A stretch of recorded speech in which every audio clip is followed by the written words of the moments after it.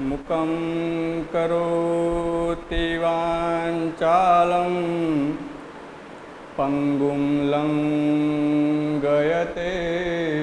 ગિરિં યત્કૃપાતમઃ વંદે પરમાનંદમાધવં.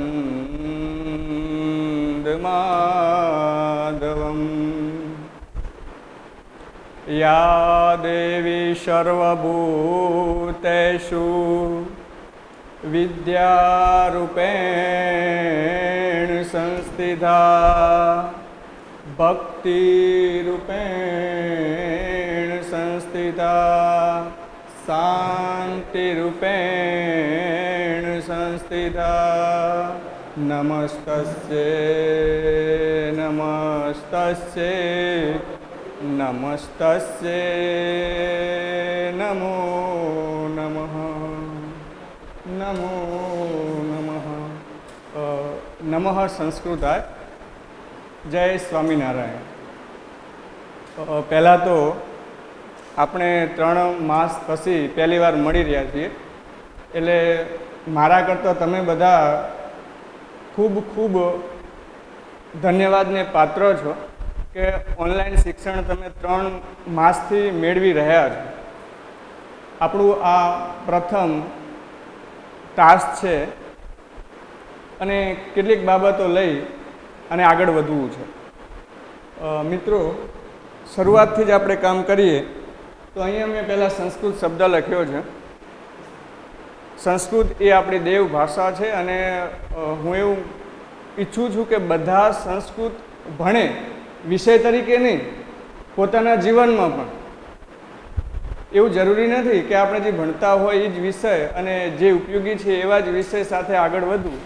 આપણે એમનેમ પણ કોઈ પણ જે સંસ્કૃત ગ્રંથ છે, જે સંસ્કૃતમાં લખાયેલા છે અથવા એના અનેક અનુવાદ છે, તો એનો પણ આપણે અભ્યાસ કરી શકીએ છીએ. થોડી સંસ્કૃત શબ્દની વાત કરીએ તો સંસ્કૃત જે શબ્દ છે એ સમ ઉપસર્ગ છે. સમ ઉપસર્ગ છે. આવા અનેક ઉપસર્ગોનો ઉપયોગ, આ જેવું બોલવું થોડું ધ્યાન રાખજો, અમુક શબ્દ જે આવશે એમાં પણ વિષય અથવા તો વિષયાંગ આવી જતું હોય. સમ છે એ ઉપસર્ગ છે ને ઉપસર્ગ આપણે સ્મા પ્રયોગમાં સમજવાના રહેશે. ખાસ કરીને આપણો એક ગુણનો જે સ્મા પ્રયોગ પૂછાશે, આપણે ધોરણ 9માં આની વાત કરેલી છે, તો એ સ્મા પ્રયોગ માટે સમ એક ઉપસર્ગ છે. બીજા અનેક ઉપસર્ગો છે, પ્રતિ, પ્રા, અનુ, અભિ. આવા જે ઉપસર્ગોનો ઉપયોગ આપણે સ્મા પ્રયોગમાં કરીશું. તો સમ સંસ્કૃતમાં પહેલો ઉપસર્ગ વપરાયેલો છે. એના પછી ક્રુ ધાતુ છે.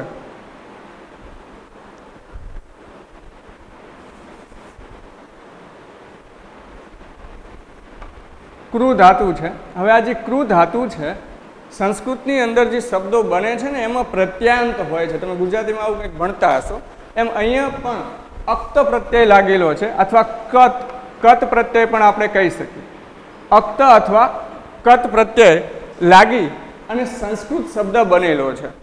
મિત્રો, ઘણીવાર આપણને સંસ્કૃત શબ્દની લિંગ પૂછતા હોય છે, તો તમને ખ્યાલ હશે જ, છતાં પણ હું એ જણાવું કે સંસ્કૃત એ પુલ્લિંગ નપુંસકલિંગ શબ્દ છે. આ યાદ રાખજો. સંસ્કૃત કેવું એવો શબ્દ બને અને કેવો પ્રશ્ન કરતાં આપણને લિંગ મળે છે એવું મેં તમને 9માં જણાવ્યું છે. તો સંસ્કૃત એ નપુંસકલિંગ શબ્દ છે. અહીંયા આપણે આ શબ્દની વાત પૂરી કરીએ. આગળ વ્યાકરણ. તો વ્યાકરણ જે શબ્દ છે, વ્યાકરણ માટે તો આમ તો ઘણું બધું કહી શકાય એમ છે.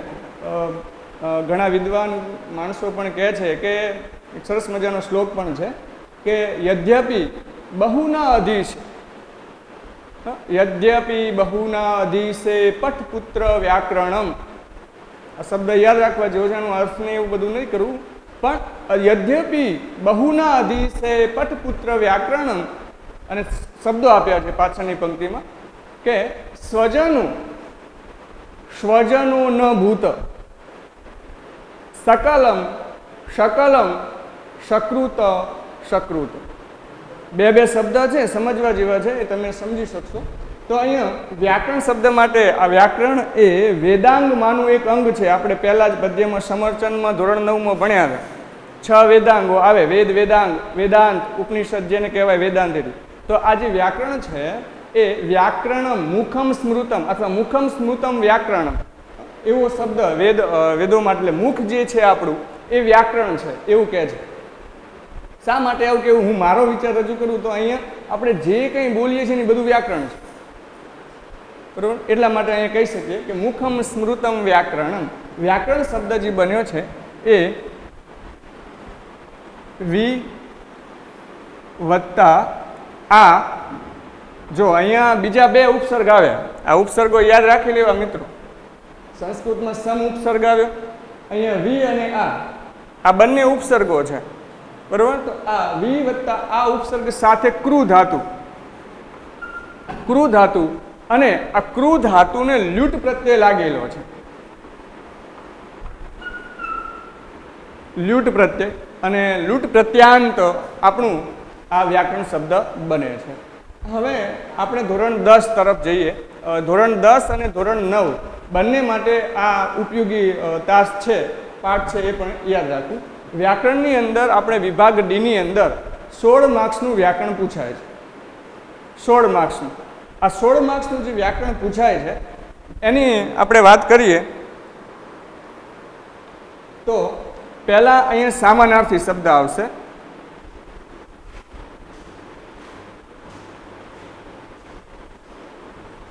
સામાનાર્થી, સામાનાર્થી અને વિરુદ્ધાર્થી. હું મુદ્દાને થોડા શોર્ટમાં અને બધું વ્યાકરણ આવી જાય 16 માર્ક્સમાં એ રીતે હું મુદ્દા લખું છું. સામાનાર્થી અને વિરુદ્ધાર્થી.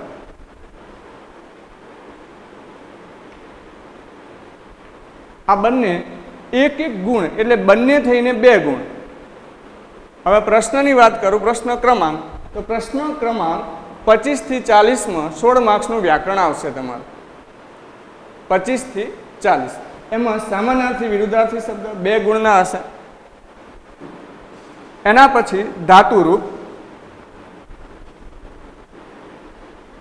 ધાતુરૂપ અને ધાતુરૂપને આપણે સમજવું છે એટલે એને હું એક શબ્દ બીજો કહું કે ક્રિયાપદ, બરાબર? ધાતુરૂપ અને બીજું એક શબ્દ જે આપણે આ વ્યાકરણ સાથે સંકળાશે એને આપણે સ્મ પ્રયોગ કહીશું. આ બંને થઈ અને 5 ગુણનું પૂછાશે. 5 ગુણ. ધાતુરૂપ અને સ્મ પ્રયોગ 5 ગુણ. કારક વિભક્તિ,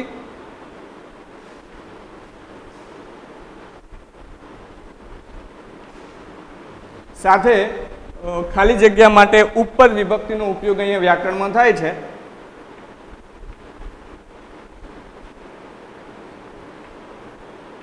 ઉપપદ વિભક્તિ અને કારક વિભક્તિ જે છે એની અંદર તમારે 5 રૂપ આવશે.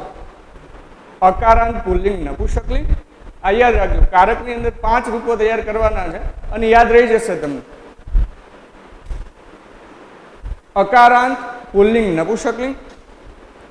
આકારાંત, હસ્વ ઇકારાંત, દીર્ઘ ઇકારાંત, એમ 3 જે આયા. આ, ઈ, સ્ત્રીલિંગના, ફક્ત સ્ત્રીલિંગના, પુલ્લિંગ, નપુંસકલિંગના નહીં. એટલે કુલ 5 રૂપો યાદ રાખશું આપણે, અને આ 5 રૂપો દ્વારા આપણને 2 ગુણની વિભક્તિ ઓળખાવો પૂછાશે.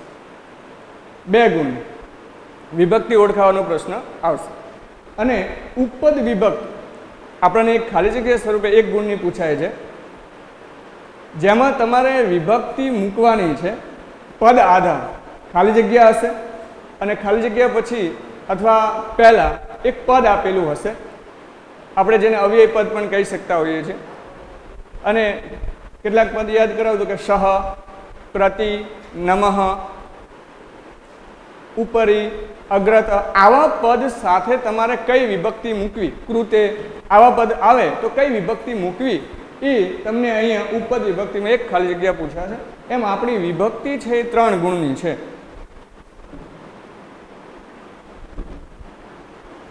એના પછી તમને સંખ્યા પૂછાય છે. સંખ્યાની પણ એક ખાલી જગ્યા હોય છે જે સંખ્યા વાચક અને સંખ્યા પૂરક આ પ્રમાણે આવતી હોય છે.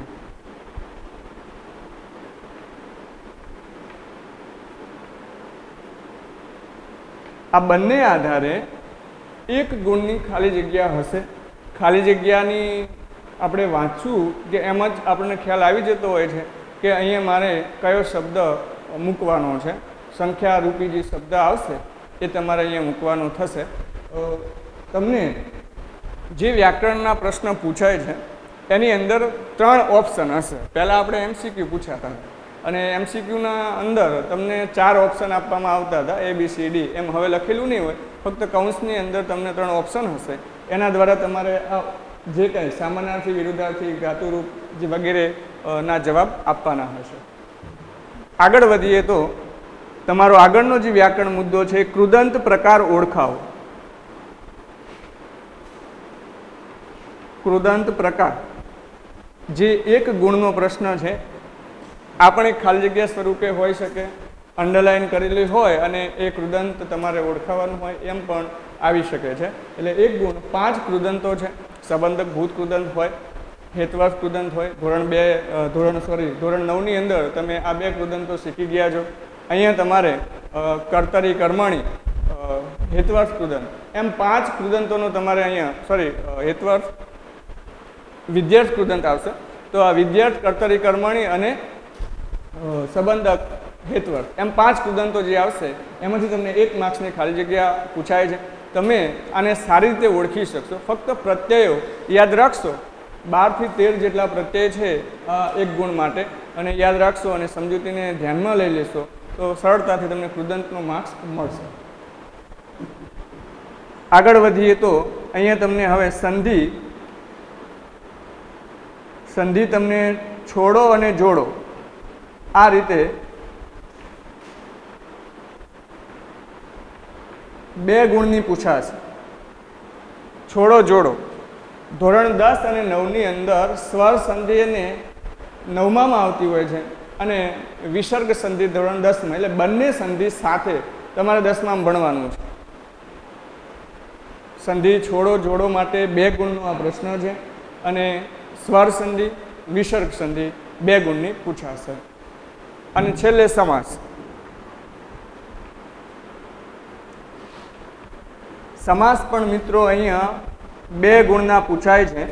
25 થી 30 જે પ્રશ્ન 25 થી 40 પ્રશ્ન ક્રમાંક છે એ તમારું વ્યાકરણ છે, વિભાગ D છે. તો અહીંયા 16 માર્ક્સનું જે વ્યાકરણ છે, આ સાથે તમને બીજા જે વિભાગ છે એમાં પણ વ્યાકરણ આવતું હોય છે જે તમે શીખી ગયા છો. એક વાક્ય સુધારીને લખો.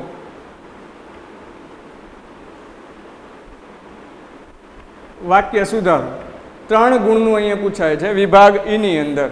પછી કર્તાકૃતિ પણ હું વ્યાકરણમાં ગણું છું.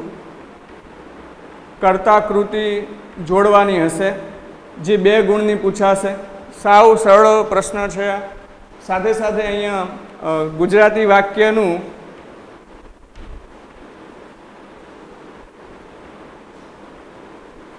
સંસ્કૃત ભાષામાં અનુવાદ કરો.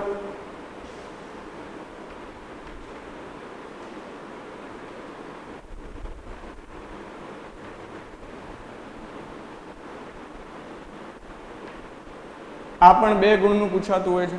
એટલે આ ટોપિક સાથે તમારે વ્યાકરણ ભણવાનું છે. તમારે આને યાદ રાખી લેવું ફરી એકવાર, કારણ કે મુદ્દો જ યાદ ન રહે તો અંદર શું દળાય છે એ ખ્યાલ નહીં આવે. એટલે અહીંયા પહેલાં તો સામાનાર્થી, વિરુદ્ધાર્થી, શું વ્યાકરણ ભણવું છે, કયો ટોપિક મને સારો ફાવે છે, કયો ટોપિક મને અઘરો પડે છે, તો એના માટે પણ તમારે પ્રિપેર કરી અને એ મુદ્દાને વધારે ધ્યાનથી ભણવો એવું હું તમને અહીંયાથી જણાવું છું. ફરી એકવાર વિભાગ ડીની અંદર 16 માર્ક્સનું વ્યાકરણ છે. સામાનાર્થી, વિરુદ્ધાર્થી, ધાતુરૂપ જેને આપણે ક્રિયાપદ કહીએ છીએ, કાળ ઓળખાવાનો પ્રશ્ન છે. સમાપ્રયોગ પણ એમાં આવી જશે. એટલે કુલ 5 ગુણનું વ્યાકરણ હશે. કારક વિભક્તિ, ઉપપદ વિભક્તિ એના 3 ગુણ છે. સંખ્યા વાચક અને સંખ્યા પૂરકમાંથી 1 ગુણની ખાલી જગ્યા હશે. કૃદંત પ્રકાર તમને 1 ગુણનો પૂછાશે. 5 કૃદંતમાંથી આવશે. સંધિ છોડો અને જોડો 2 ગુણની છે અને સમાસ 2 ગુણના છે. કુલ તમે ગણશો તો 7 ને 3 8, 8 ને 2 10, 10 ને 2 તો અહીંયા 14 માર્ક્સ થાય છે. 2 ગુણ છે એ જણાવું તમને હું, મને યાદ આવી જશે એ પ્રમાણે. તો અહીંયા આપણે જે ટોપિક ભણવો છે એ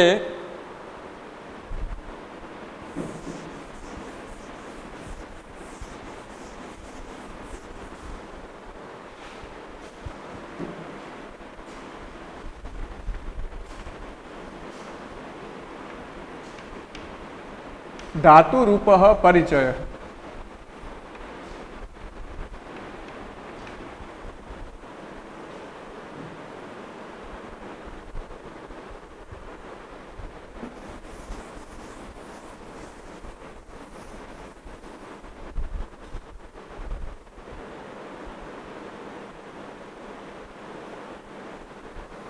આગળ વધીએ આપણે.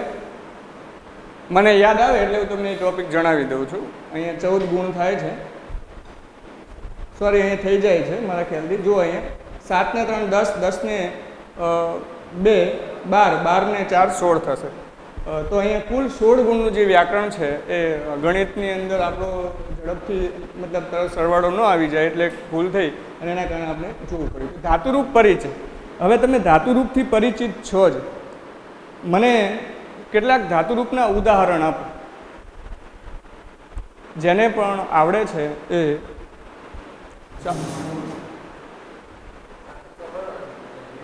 જેને ધાતુરૂપ ખ્યાલ હોય એ મને જવાબ આપશે ધાતુરૂપ માટે. ઉદાહરણ જોઈએ મારે. જેને પણ ખ્યાલ હોય અને આવડતું હોય કે આને ધાતુરૂપ કહેવાય. કોઈ મિત્રને યાદ આવ્યું હોય 3 માસની અંદર સંસ્કૃત અને એની અંદર જો કાંઈ યાદ રહ્યું હોય, કોઈ નહીં? હા બોલો તો પેલા રાજ કદાચ હાથ આ બાજુ એની આગળ. હા રાજ, 10 થી રાજ બોલો તો. કોઈ ઉદાહરણ યાદ આવ્યું હોય તો.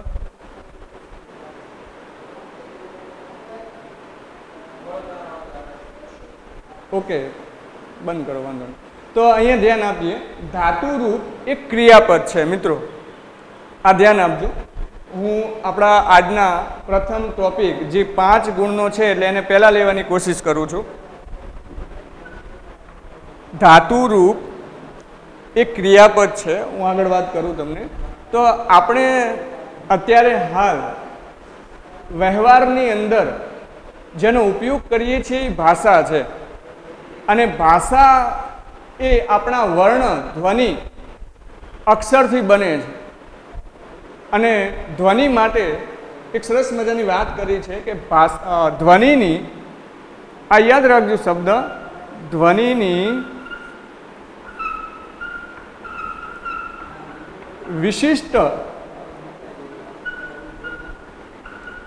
વ્યવસ્થાને આપણે ભાષા કહીએ છીએ. ધ્વનિની જે વિશિષ્ટ વ્યવસ્થા છે ને એને ભાષા કહીએ છીએ. ધ્વનિ શબ્દને આપણે અલગ અલગ શબ્દ આપી શકીએ છીએ, પર્યાય કહીએ કે જે રીતે સામાન્યાર્થી. તો કે ધ્વનિ એટલે વર્ણ થશે, અક્ષર પણ થશે, સ્વર અને વ્યંજન. એ રીતે આપણા વર્ણનું વિભાજન છે. સ્વર, વ્યંજન, પ્લુત સ્વર આવે એ પણ આવી જશે. એટલે કે અહીંયા ધ્વનિની વિશિષ્ટ જે વ્યવસ્થા છે એને આપણે ભાષા કહીએ છીએ. અને ભાષામાં આપણે આ ધ્વનિ દ્વારા શબ્દ બનાવીએ છીએ. શબ્દ દ્વારા આપણે વાક્ય બનાવીએ છીએ. અને વાક્યથી આપણા પદ્ય, શ્લોક હોય કે કાવ્ય હોય, ગદ્ય, જો કે સંસ્કૃતની અંદર ગદ્ય અને પદ્ય બંનેને પદ્ય તરીકે જ ઓળખી શકાય છે. હું આ વાત એટલા માટે કરું છું કે આપણે જે વાક્ય બોલીએ છીએ એ વાક્યની અંદર ઓછામાં ઓછું એક ક્રિયાપદ તો હોય જ છે. અને એટલા માટે આપણે ક્રિયાપદને ઓળખીએ તો સંસ્કૃતની અંદર તમે કાળ, પુરુષ, વચન, પદ વગેરેને પણ ઓળખી શકતા હોય છે. આગળ વધીએ આપણે.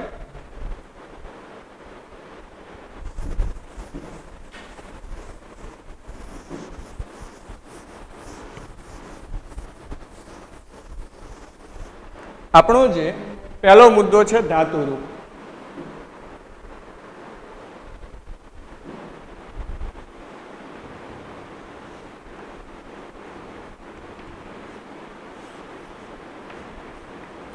ધાતુરૂપને આપણે ક્રિયાપદ તરીકે પણ ઓળખીએ છીએ.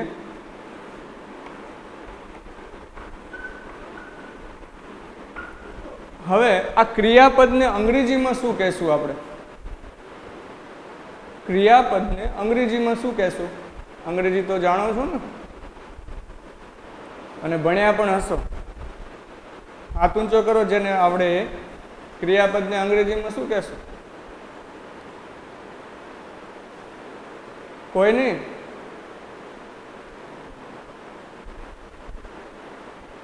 અંગ્રેજી નથી ભણ્યા? હા, આ બાજુ 10B માં જીલ. ચલો આપણે સમય ન બગાડતા આગળ વધીએ. ક્રિયાપદને આપણે અંગ્રેજીની અંદર વર્બ તરીકે ઓળખીએ છીએ.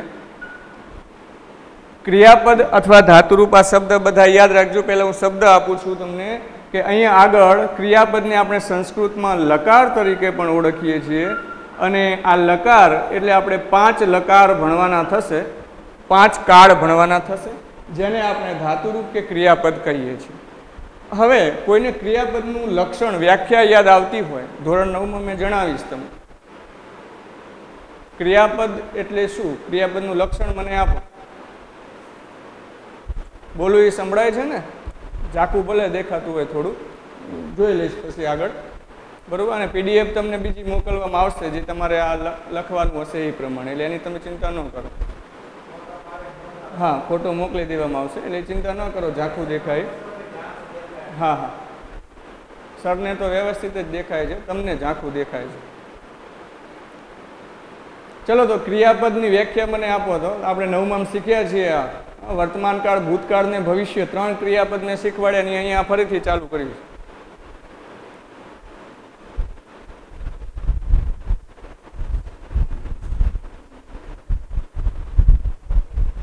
કોઈ નહીં? ચલો આગળ વધીએ. હું અહીંયા ખાલી વ્યાખ્યા આપું છું, પછી સમજાવીશ એ મુદ્દાને કે ક્રિયાપદ કોને કહેવાય. ક્રિયાપદ એટલે કોઈ પણ એક ધાતુ લો. આ સાંભળી લેજો, ધીમે ધીમે તમને સમજાવવાની કોશિશ કરું છું. તમે આ વર્ગમાં જ યાદ રહે, તાસમાં જ યાદ રહે. ઓનલાઈન ભણીએ છીએ એટલે થોડી તકલીફો રહેતી હોય છે, સાંભળવાની, બોલવાની, આછું દેખાય ને ઝાખું દેખાય બધી, એટલા માટે કહું છું. તો અહીંયા ક્રિયાપદ એટલે કોઈ પણ એક ધાતુ, સોનું નહીં, લોખંડ નહીં, પણ સંસ્કૃતમાં શબ્દને ધાતુ કહેવાય છે, પદને ધાતુ કહેવાય છે. તો આ કોઈ પણ એક ધાતુ પરસ્મય પદ કે આત્મની પદ, આ યાદ રાખો. પરસ્મય પદ કે આત્મની પદ. ઘણા ધાતુ એવા ઉભય પદ હોય, એટલે કે કોઈ પણ ધાતુ પરસ્મય પદ હોય કે આત્મની પદ હોય. હવે એ પરસ્મય પદ કે આત્મની પદનો ધાતુ પુરુષ વચન પ્રમાણ, આપણા 3 પુરુષ છે, જો અહીંયા બધું જે મારે ચલાવવું છે બધું આવી જાય છે આ વાક્યમાં. પુરુષ વચન પ્રમાણ કાળ પ્રત્યય લાગીને, જેને આપણે ક્રિયાપદ પ્રત્યય પણ કહી શકીએ. પુરુષ વચન પ્રમાણે કાળ પ્રત્યય લાગીને, વિકરણ પ્રત્યય લાગીને, ક્યારેક વિકરણ પ્રત્યય જેને આપણે ગણ પ્રત્યય કહીએ એ હોય પણ ખરો અને ન પણ હોય, એટલે કે વિકરણ પ્રત્યય લાગીને જે એક રૂપ તૈયાર થાય છે, ધાતુ, પદ, વચન, પુરુષ, કાળ પ્રત્યય અને વિકરણ પ્રત્યય, આ બધું મળીને જે એક રૂપ તૈયાર થાય છે એને આપણે ધાતુરૂપ કે ક્રિયાપદ કહીએ છીએ. દાખલા તરીકે અહીંયા તમને હું જણાવું છું કે ગચ્છતિ. ગચ્છતિ આનો અર્થ તો તમે જાણો છો કે ગચ્છ, જાય છે એમ, ગચ્છતિ. અહીંયા ધાતુ છે ગચ્છ. મેં તમને જે વ્યાખ્યા આપીને એના આધારે હું તમને જણાવું છું. ધાતુ છે ગચ્છ, એનો અર્થ થશે જવું, બરોબર. હવે અહીંયા ગચ્છ ધાતુ આવી ગયો. પછી મેં પુરુષ અને વચન પ્રમાણે, હવે એ ક્યાંથી આપણને જાણવા મળે? તો અહીંયા તી પ્રત્યય જે લાગ્યો છે એના આધારે આપણે ખબર પડે કે અહીંયા પુરુષ કયો છે અને વચન કયો છે. હવે એ તો તમે જાણો જ છો, સાવ ઉદાહરણ સરળ લીધું છે મેં. તી પ્રત્યય હોય એટલે આપણે કહી શકીએ કે અન્ય પુરુષ છે, અન્ય પુરુષ છે ને. હવે વચન કયું આવે? તો કે તી હોય તો એક વચન આવે, એક વચન. વાત મેં જે કરી છે તમે ધ્યાન રાખીને સાંભળજો. ધાતુ, પુરુષ, વચન. હવે અહીંયા તી પ્રત્યય હોય તો આપણે કહી શકીએ કે અહીંયા કયું પદ છે, પરસ્મય પદ કે આત્મની પદ? તો અહીંયા પરસ્મય પદ છે. પરસ્મય પદ છે, બરોબર. હવે પરસ્મય પદ આવી ગયું, આત્મની પદ નથી કે ઉભય પદ આપણે અહીં નથી ગણતા, તો કે અહીંયા ટી પ્રત્યયથી પરસ્મય પદ આવ્યું. હવે કાળવાચક પ્રત્યય, તો અહીંયા ટી પ્રત્યય લાગ્યો છે. ટી પ્રત્યય લાગ્યો હોય એટલે એને આપણે વર્તમાન કાળ કહીએ છીએ. વર્તમાન કાળ, બરોબર, જેને કાળવાચક પ્રત્યય લાગ્યો હોય એના કારણે આપણે ઓળખી શકીએ છીએ. અને વર્તમાન કાળ એને આપણે લકારની વાત કરી ક્રિયાપદમાં, તો એને આપણે લટ લકાર કહીશું. લટ લકાર, બરોબર. આ બાબતો જે નીચે મેં લખ્યું છે એના આધારે આ ક્રિયાપદ બન્યું છે. હવે તમને જો વાક્યમાં ક્રિયાપદ ઓળખતા આવડે તો એ વાક્ય શું વાત કરે છે, એનો ઉદ્દેશ શું છે એ સમજી શકો છો. આપણે કહીએ કે અહમ ગચ્છામી. હવે અહમ શબ્દને તમે જાણતા નથી પણ ગચ્છામીને જાણો છો અને એ શબ્દ દ્વારા તમને અહમનો ખ્યાલ આવી જશે. અહમ લખવાની એ જરૂર નથી, ગચ્છામી એટલું લખવું એટલે કંઈક ખબર પડી જાય કે હું જાઉં છું. અહીં મને મજા નથી આવતી, હું જાઉં છું. એટલે કહેવાનો અર્થ એ છે કે આપણને ક્રિયાપદ આવડે તો આખું વાક્ય સમજાશે. અને આપણા જે આ ક્રિયાપદ માટે જે આપણે જે ક્રિયાપદો ભણવાના થશે એ 5 કાળના હશે, બરાબર. અહીંયા આ ધાતુરૂપ માટે હું આટલું રાખું છું. આની જે વ્યાખ્યા છે સાચી એ હું તમને આ બધા મુદ્દા ચલાયા પછી આપીશ, કારણ કે એના વિના એ ચાલે નહીં, બરાબર. એટલે અહીંયા તમને ખ્યાલ આવી ગયો કે ધાતુરૂપ શું કહેવાય. ફરી એકવાર, ધાતુરૂપને આપણે ક્રિયાપદ કહીએ છીએ, અંગ્રેજીમાં એને વર્બ કહીએ છીએ, સંસ્કૃતમાં એને લકાર તરીકે ઓળખવામાં આવે. આવા 10 લકાર છે, હું તમને આગળ જણાવીશ. લટ લકાર, લૂટ લકાર, લંગ લકાર, લોટ લકાર, વિધિલિંગ લકાર. આપણે આ 5 લકારોની વાત કરી હતી, બરાબર. એટલે અહીંયા આ ધાતુરૂપ. આગળ આપણે વાત કરીએ ધાતુની, જે આપણો પહેલો મુદ્દો હાલ મેં તમને સમજાવ્યો. ચલો ધાતુ માટે મને ઉદાહરણ આપો ઝડપથી. હાલ તમને મેં એક ગચ્છ ધાતુ આપ્યું, એમ પીબ પીવું, પાણી, બીજું ન પીતા, પાણી પીવું. ગચ્છ જવું, પશ્ય જોવું, લીખ લખવું, વશ રહેવું, ઘરમાં ઘરમાં રહેવું, કારણ કે કોરોના કાળ ચાલે છે. આમ તો કળિયુગની અંદર હવે કોરોના કાળ આવે, બરોબર. એટલે આ ગચ્છ, પીપ, લીખ, વશ, રચ, પૂજ આ બધા ધાતુઓ છે. ધાતુને ઇંગ્લિશની અંદર અહીંયા રૂટ શબ્દ મળે છે. હું એ ક્યાંકથી શોધી લાવ્યો છું, મને અંગ્રેજી નથી ફાવતું પણ મેં કીધું કદાચ એક સારો શબ્દ તમને મળે અંગ્રેજીમાં. રૂટ, ધાતુને અંગ્રેજીમાં રૂટ કહેવાશે. મારી દ્રષ્ટિએ ધાતુને પદ પણ કહેવાય છે, આ યાદ રાખજો. પદ શબ્દ, બીજા કોઈ ધાતુ ના સમજી લેતા, કારણ કે ઘણા તો અહીંયા સોનાના અને લોખંડના ભાવ કરવા લાગ્યા હશે કે આ લઈએ ને ખરીદીએ ને વેચીએ તો શું નફો મળે, નુકસાન થાય એમ, બરોબર. એટલે અહીંયા ધાતુને રૂટ કહેવાશે, પદ કહેવાશે, શબ્દ કહેવાશે. હવે ધાતુનું શા માટે ધાતુ શબ્દ આવ્યો, તો જગતમાં આ વ્યાખ્યા યાદ રાખજો. જગતની અંદર કોઈ પણ વસ્તુને આપણે જે અભિવ્યક્તિ કરીએ છીએ, અભિવ્યક્તિ એટલે બોલવું, અભિવ્યક્ત કરીએ છીએ, આ અભિવ્યક્ત વિશિષ્ટ અભિવ્યક્તિ માટે જે એક શબ્દ વપરાય છે, પદ વપરાય છે, ક્રિયા બને છે, ક્રિયાવાચક શબ્દ બને છે. અને આ ક્રિયાવાચક શબ્દ કે પદ એને સંસ્કૃતની અંદર વ્યાકરણાચાર્યો જે છે એને ધાતુ કહે છે. ફરી એકવાર યાદ રાખજો, જગતની અંદર વિશિષ્ટ અભિવ્યક્તિ કરવા માટે આપણે જે શબ્દ કે પદનો ઉપયોગ કરીએ છીએ અને આ પદ, શબ્દ, ક્રિયાવાચક પદ એને જે આપણે ઉપયોગ કરીએ છીએ એને સંસ્કૃતની અંદર વ્યાકરણાચાર્યો ધાતુ તરીકે ઓળખાવે છે. આ યાદ રાખજો. જે મૂળ છે, જ્યારે એક ધાતુ સાથે બીજા મેં હાલ તમને કેમ પુરુષ, વચન, પદ વગેરે મળશે ત્યારે ક્રિયાપદ બનશે. હવે આપણને ખ્યાલ છે કે આચાર્ય પાણીની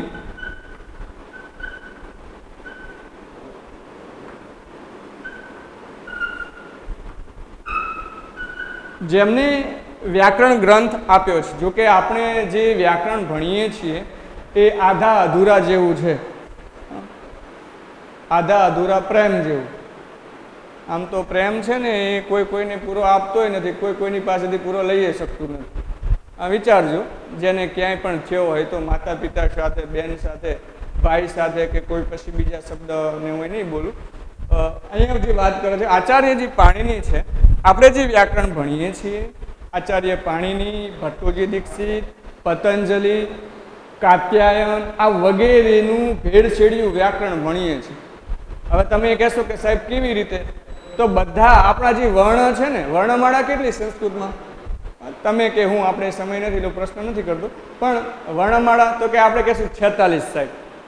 અને સાહેબ મારો પ્રશ્ન ખોટો હોય જ નહીં, બરાબર? અને જવાબ એ ખોટો ના હોય. પ્રશ્ન તો ખોટો હોય જ નહીં, છાપેલો હોય એટલે. એટલે અહીંયા જે 46 આપીએ છીએ સાહેબ, પાણીની આચાર્ય જે છે આપણે ભગવાન તરીકે માની શકાય કે અષ્ટાધ્યાયી 4000 સૂત્રો લખી નાખે. અને કેટલું સરળ વ્યાકરણ. તમે અહીંયા અચ કહો ને એટલે બધા સ્વર આવી ગયા તમારા. અચની અંદર 9 સ્વરનો સમાવેશ કર્યો. અલ શબ્દ વાપરો એટલે તમારા જે વ્યંજનો છે એ આવી જાય. સ્વર એટલે શું કે અચ, વ્યંજન એટલે શું કે હલ. આપણે જે બોલીએ છીએ ને સાહેબ એ આપણી ભાષા છે, આપણને શિવ દ્વારા પ્રાપ્ત થઈ છે. એને પાણીની માહેશ્વર સૂત્રની દ્રષ્ટિએ પહેલા શિવનું મંગલાચરણ કરી અને માહેશ્વર સૂત્રમાં 14 સૂત્રમાં દર્શાવી છે. અને 14 સૂત્રમાં આપણે જે ભણીએ છીએ એ સ્વર વ્યંજન છે પાણીનીના. હું એની વાત નથી કરવા માંગતો, હું વાત કરતો હતો કે આચાર્ય પાણીનીએ અષ્ટાધ્યાયી નામનો વ્યાકરણ ગ્રંથ રચ્યો. અષ્ટાધ્યાય, અને જેની અંદર આપણને 4000 જેટલા સૂત્રો આપ્યા છે. આ 4000 સૂત્રોની અંદર આપણને 1970, આને તમે યાદ નહીં રાખો ચાલશે, 1970 ધાતુઓ આપ્યા છે. પદ, શબ્દ આપણને બોલવા માટે સંસ્કૃત, અહમ ગચ્છામી, વદામી, પીબામી, લિખતી વગેરે જે કંઈ બોલીએ છીએ. ગુજરાતીમાં પણ હું જાઉં છું, મેં ચલતા હું, મેં ઇનકે જાતા હું, જે કંઈ તમે બોલો છો એ પ્રમાણે આ શબ્દ 1970 આવા ધાતુ છે. અને આ 1970 ધાતુઓને તમારે એનું જે વિભાજન છે એ ગણ અને પદ્મ છે. ગણ અને પદ્મ. હવે પાછું ધાતુ ને પદ આવ્યું, તો આ 3 પદની અંદર એનું વિભાજન છે, 10 ગણમાં એનું વિભાજન છે. એ હું તમને આગળ જણાવીશ. તો આપણે આજે 2 મુદ્દાઓ ભણ્યા છે. આ બંને મુદ્દાઓને હું ફરી રિપીટ કરું છું, રિમાઇન્ડ કરું છું. મારો એક હેતુ એવો છે કે હું તમને ઓછું ભણાવું પણ ક્લાસમાં યાદ રહે. અને પછી તમે જ્યારે તમારી વાડીએ જાઓ છો, કોઈની સાથે વાત કરો છો કે ગમે તે કામ કરતા હોય ત્યારે તમારા માઇન્ડમાં 15 થી 20 મિનિટ આ મુદ્દાઓનું વિચાર આવવો જોઈએ. મને આજે પેલો સંસ્કૃતવાળો આવ્યો હતો, એને શું ભણાવ્યું? બરાબર, 3 મહિને એકવાર મોઢું દેખાડવા આવ્યો છે, થોબડું લઈને, ઓછા થયેલા વાળવાળો. એટલે એ જાણીને તમે મને કાલે જ્યારે કે ગમે ત્યારે હવે આપણો લેક્ચર હોય ત્યારે તમે મને પ્રશ્ન કરશો કે સાહેબ આ મુદ્દામાં અમને સમજાયું નહીં. હું તમને જે લેક્ચરમાં ભણાવું છું એ લેક્ચરમાં પ્રશ્ન નહીં. બરાબર, આપણે જ્યારે હવે મળીએ ત્યારે પહેલાં પ્રશ્ન પૂછીશું અને પછી પ્રશ્નની ચર્ચા, તમારો જો કોઈ પ્રશ્ન હોય તો એને સોલ્વ કરીશું, પછી આગળ વધીશું. 2 મુદ્દાઓ મેં ભણાવ્યા, સાથે સાથે તમને મેં વિભાગ ડી અને બીજા કેટલાક વ્યાકરણિક મુદ્દાની વાત કરી. તો આ તમારે ખાસ યાદ રાખવાનું છે. ફરી એકવાર રિમાઇન્ડ કરી દઉં છું કે વિભાગ ડીની અંદર સામાનાર્થી, પર્યાય અને વિરુદ્ધાર્થી 2 ગુણનું, ધાતુરૂપ, સ્મપ્રયોગ 5 ગુણનું, વિભક્તિ, કારક વિભક્તિ અને ઉપદ વિભક્તિ 3 ગુણના, સંખ્યા 1 ગુણની, કૃદંત 1 ગુણનું, સંધિ 2 ગુણની અને સમાસ 2 ગુણની. તમને પછી તમે નોટ જોશો તો તમારે લાંબા લાંબા એવા મુદ્દાઓ લખેલા હશે, બહુ યાદ નહીં રાખવાના. 25 મારા ખ્યાલથી 26 થી 40 પ્રશ્ન ક્રમાંક 26 થી 40 તમારા 16 માર્ક્સના વ્યાકરણના મુદ્દા છે. પછી મેં 3 બીજી કરી વાક્ય સુધારીને લખો, જે તમારે ફક્ત અનુનાસિક વર્ણ આધારે એ મુદ્દાઓ છે. બીજી મેં વાત કરી એ પ્રમાણે તમને કર્તા કૃતિ પૂછાશે અને ગુજરાતીનું સંસ્કૃત વાક્ય બનાવે. એના પછી આપણે 2 મુદ્દા બીજા જોયા. ધાતુરૂપ. ધાતુરૂપ એની અંદર મેં તમને શબ્દો આપ્યા કે ક્રિયાપદ, વર્બ, લકાર વગેરે દ્વારા આપણું ક્રિયાપદ બને છે. વ્યાખ્યા પણ મેં કહી કે ધાતુ હોય, કોઈ પણ ધાતુ, કોઈ પણ પુરુષ કોઈ પણ વચન, કોઈ પણ પદ, પરસ્મી પદ, આત્મની પદ અને કાળવાચક પ્રત્યય લાગી, એટલે કે કોઈ પણ કાળનો વર્તમાન કાળ, ભૂતકાળ, ભવિષ્ય, આજ્ઞાર્થ અને વિધેય, આ 5 કાળ આપણે ભણવાના છે, 5 લકાર, બરાબર. અને એ 5 લકાર દ્વારા આપણને અહીંયા ધાતુરૂપ જોવા મળશે. એની વ્યાખ્યા છેલ્લે આવશે. પછી પહેલો પોઈન્ટ આપણે ધાતુ લીધો, ધાતુરૂપ ક્રિયાપદ છે તો એને ક્રિયા આપણે પહેલી લીધી. અને એ ધાતુની અંદર મેં તમને થોડા શબ્દ આપ્યા કે રૂટ, સંસ્કૃતમાં ઇંગ્લિશમાં એને રૂટ તરીકે ઓળખવામાં આવે છે. પદ, શબ્દ વગેરે દ્વારા ધાતુને આપણે શબ્દ તરીકે ઓળખીએ છીએ. આચાર્ય પાણીનીએ અષ્ટાધ્યાયની અંદર આપણને જે 4000 સૂત્રો છે અને ઘણી બધી વાતો કરી છે, એમાં એ નથી લેતા આપણે. અને છેલ્લે 1970 જેટલા આપણને ધાતુ આપ્યા. આ ધાતુના ક્રિયાપદ આધારે 3 પ્રકાર પડે છે. અને આ પ્રકારોની વાત હવે આપણે આગળ જ્યારે વિડીયો કે જ્યારે ક્લાસ આવશે ત્યારે આપણે વાત કરીશું. તો આટલા સુધી આજે રાખીએ છીએ. તમારા પ્રશ્ન એ જ્યારે હવે મળીએ ત્યારે સોલ્વ થશે. એ પ્રશ્ન તમારે મને એ સમયે કહી આપવાના. આજે આપણે આટલા સુધી રાખીએ છીએ. આ જે કંઈ આપણે 2 મુદ્દા ચલાવ્યા છે કે એની જે પરિચય છે એ તમને PDF દ્વારા આજે મોકલવામાં આવશે. એને તમારે સંસ્કૃત વ્યાકરણની એક સારી નોટ બનાવવાની છે. અનુક્રમ મણિકા પણ બનાવજો. અને એ દ્વારા આપણો વિભાગ સાથેની અનુક્રમ મણિકા હોવી જોઈએ કે વિભાગ ડી, તો એ પ્રમાણે એને બનાવી ક્રમવાઇઝ ધાતુરૂપ પરિચય આપણું પહેલું ચેપ્ટર રહેશે. અને એને તમે જે હું PDF મોકલું છું એ તમે લખી લેશો. તમારે બોર્ડ વર્કમાં જે લખ્યું છે એ લખવાનું નથી. અહીંયા આધા અધૂરા જેવું છે. ફરી એકવાર કહું કે આ મુદ્દા અધૂરા છે, એટલે હું તમને PDF મોકલીશ. એ તમારે લેસન આજે કરી નાખવાનું, વિચારવાનું, પ્રશ્નો કરવાના અને એ પછીના લેક્ચરમાં મને જણાવવાના. તો હું એવું માનું કે તમે આજે જે કંઈ ભણાયું છે એ આવડ્યું હશે. 2 જ મુદ્દાઓ ધ્યાનમાં આજે રાખજો. અસ્તુ. જય ભારત.